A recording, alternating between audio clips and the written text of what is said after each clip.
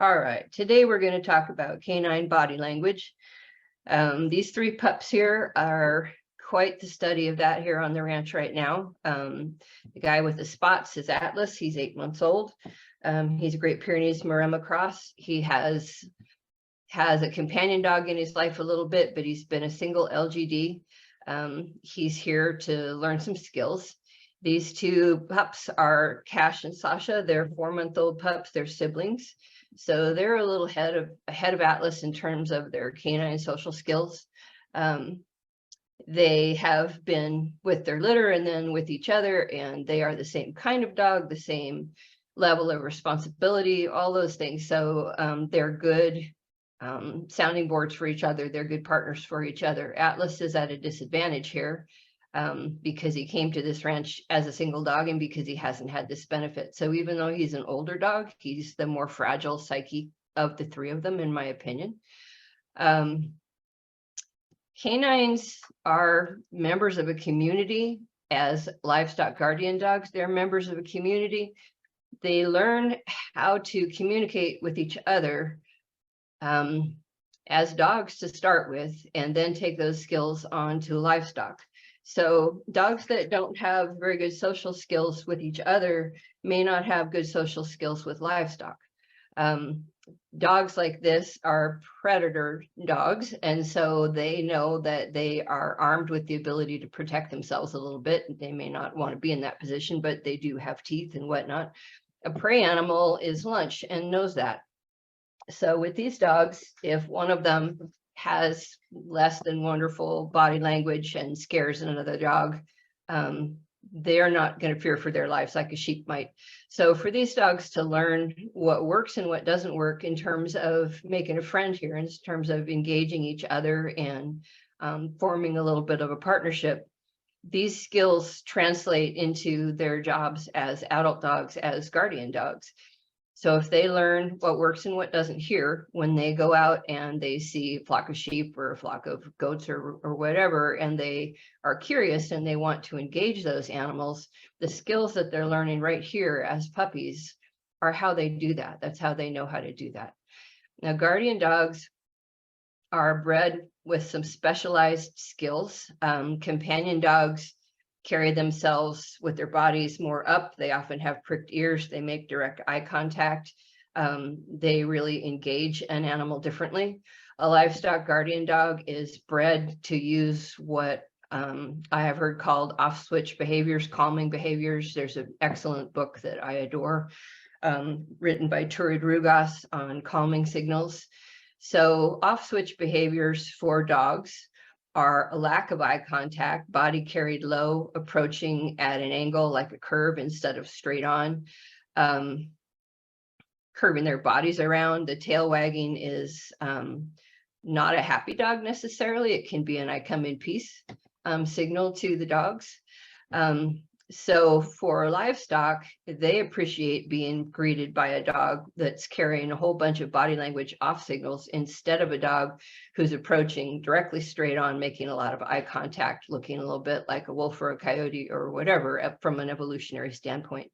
So as you watch LGDs walk around with each other and with their livestock, it's a fascination. So let's take a look at this. I'm going to let the video play a little bit, probably stop and start it, and we'll see how this goes.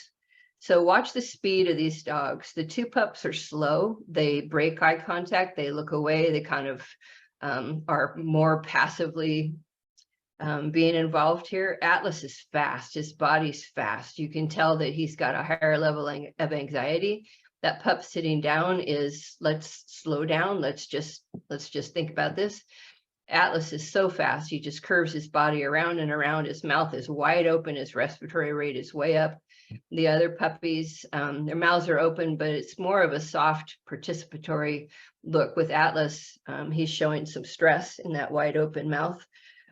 This fast behavior of his, even though he's spinning around instead of coming directly on, would be really a trigger to a prey animal, and they would be likely to move away if he behaved this way around them. So it's not going to help him out as a working dog. So for him to learn how to dial it back a little bit with these puppies is just lovely. And the puppies are intrigued about this. They're not protecting themselves a whole lot. They could protect themselves by leaving. They could protect themselves by, they can leave. They're staying next to each other. There's safety in numbers. Those two pups are used to backing each other up.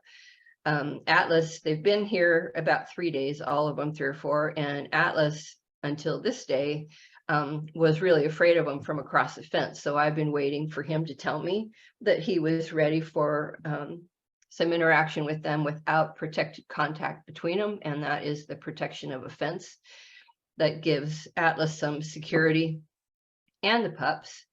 So he's starting to slow down just a little bit. He's not having to spin as much as he was. He's kind of staying engaged a little bit differently.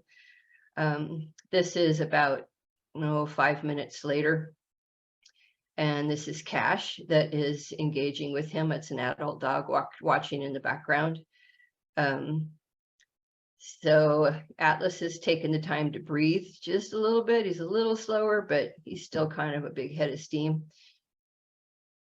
No, I'm wrong. That was Sasha, because this is Cash that had walked up. So Cash had taken himself out of the fray and taken a break, which is a smart thing for him to do and a smart thing for me to allow him to do. Then that I have created this introduction so that all the dogs can retreat and go back to their separate areas if they choose to. The puppies live behind that brown barn, and Atlas lives just the other side of it in a narrow lane, so they can go to their respective corners if they choose to. Now the puppies are pushing back a little bit, and Atlas is he's doing okay. He's not sure, but he's better. It's better than he was. Getting down on his chest a little bit, tucking his tail a little bit. Those are submissive postures. Those are, please be nice to me, please don't hurt me, you terrifying 4-month-old baby puppies. Sasha there, the pup that is playing with him right now, is significantly smaller than Cash. And when I put them together, I was concerned that she be not overfaced by this. Goodness, she has a smaller body, but quite the capable brain. Atlas is going to take a breath here and just kind of consider his circumstance. So they're grabbing each other under their ears, kind of at the side of their faces. That's an engaging sort of a place to grab each other, but not a threatening place. They're not grabbing on the shoulders. They're not grabbing under the neck, which would be a more predatory response. This is Cash, again, just kind of standing back and giving himself a little bit of a break. Notice that Sasha and Atlas have wet sides of their faces. Sasha's taken the bigger hit here in terms of saliva all over her body. But her body is soft. Her tail's kind of carried just straight out behind her, a little bit loose, which is great. Cash up there is just kind of considering how he wants to do this. And here's the first steps of these dogs going off in a working posture. Sasha started it, Atlas settled in behind, and they are now working. They're now being more engaged with their environment than they are with each other. So they've processed some things. The discussion's not over, but walking off together like that is a real strength for them. I'm happy to see it. Atlas is going to come back and check in with me a little bit. He's a little less secure about this whole deal. And he's willing to work by himself and doesn't need them to be with him, which is great. They're fine on their own.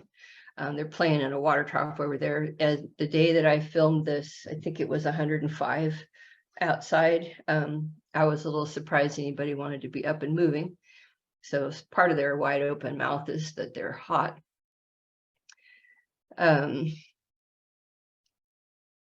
So Atlas has got a nice soft body posture. Sasha up there on the fence with her tail straight out behind her is working. So he's down here flirting with me a little bit, kind of bouncing in the air, looking for a little bit of support, which I definitely give him. So from there, I've moved them, by walking with them, back into this stall, which is where the puppies have as a home base. And Atlas hasn't been in here before. And the puppies have every right to want to protect this resource. So I wanted to be sure that they weren't going to give him trouble if he walked in here. And they didn't. They welcomed him, but you can see his behavior is way back up again. He's really fast again. This is Tansy looking on. She's a 9-year-old, very experienced dog. She knows what she's seeing.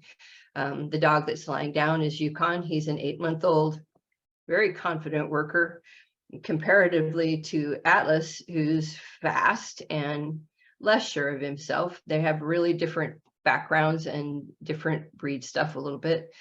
Those two dogs are 2-year-old dogs that aren't normally up here, so they're just thrilled to death to see all of this activity. And just moments before, I had the 3 pups and these 2 dogs running this fence line together. And it was all happy exuberance, which might not have gone that way. I was here close and ready to step in and move the dogs away from each other if I needed to. The puppies, these trio, flirted with those 2 a little bit and then thought better of it and went off on their own, which is great because they just kind of said, we need a break. So this is 3 hours later, 4 hours later, maybe something like that. And look at how quiet those dogs' bodies are. Atlas is a little bit buzzed up because I'm back here. They had been up in the barn and I drove out back to see if they would want to come and hang out with me, and they all came out and they greeted each other really softly up there by the gate. They greeted each other slowly this time, and that kind of a greeting would have been much better tolerated by a flock of sheep or goats or whatever. So they've learned some things. They're doing really well together. They're willing to be Sasha and Atlas, or Cash and Atlas. So they've learned a lot today. That's where they came in and greeted each other. And they greeted each other with their heads down, eye contact, broken, rounded bodies, soft and slow. And look how quickly they've gone from being busy because of seeing me to back to work, 2 different directions. Those pups like water. Atlas is working. It's really nice to see this. Not only is the tune-up of their ability to communicate with each other important, but their ability to talk to each other and then disengage and go back to work and then go check in and then go back to work. That's the job description of an LGD. So they're learning a lot about working with livestock by communicating with each other. Look at how much better Atlas is doing with this. He's learned that if he's slow, they'll stay engaged. If he's fast, he kind of blows their doors off and they move back a little bit. So an LGD that would like to get to know the livestock better can learn that if they slow their body down, they'll get that opportunity. And if they go too fast, the livestock will move away. So for the dog, if he wants to get to know the livestock, that's going to matter. If the livestock move away quickly and the dog is very invested in visiting them, and the sheep move away quickly, that's one of the first opportunities LGD puppies have to learn to chase. And that is a management problem on the part of the handler. It is not, it's not chase at that point for the dog. It's the dog wanting to dial it in and figure out what that critter is and how is he going to manage it. But managed improperly by the owner, that can turn into a self-rewarding behavior of chasing livestock, which gets pretty exciting. So now the dog's not thinking about community and connection, he's thinking about a game. So again, that's a fault on the part of the handler and not the dog. So these dogs have, the 2 puppies have pretty good communication skills with each other, as I've said. I want to see them be mindful with each other and be able to come and go and think and be slow in how they greet each other and purposeful in how they work around the property. After they behave that way, then I can introduce livestock. But this is the first piece of livestock training, and there are no livestock here. I have to have a learning brain in these dogs before I can ask them to multitask to the extent of being around livestock and the stimulus that presents. I want to set the dogs up so that they feel calm and sure of themselves before I introduce livestock. So it'll be a few days probably before these guys take that next step. And to do that, I will separate them. So there'll be the 2 pups together maybe I might do them one at a time. I probably will put long lines on them. I'll put them in a small area so that if the livestock becomes spooked, they go around me instead of jetting out straight away from me, so that I can interrupt and support the dog and kind of get his brain back and come back around to it. So I have a list of questions in front of me.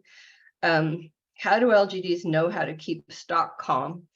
They do it just by what you've been seeing, through their own body language. So they let the stock know through their own body language that they come in peace, that they are not trying to add stimulus, that they're there as part of a community.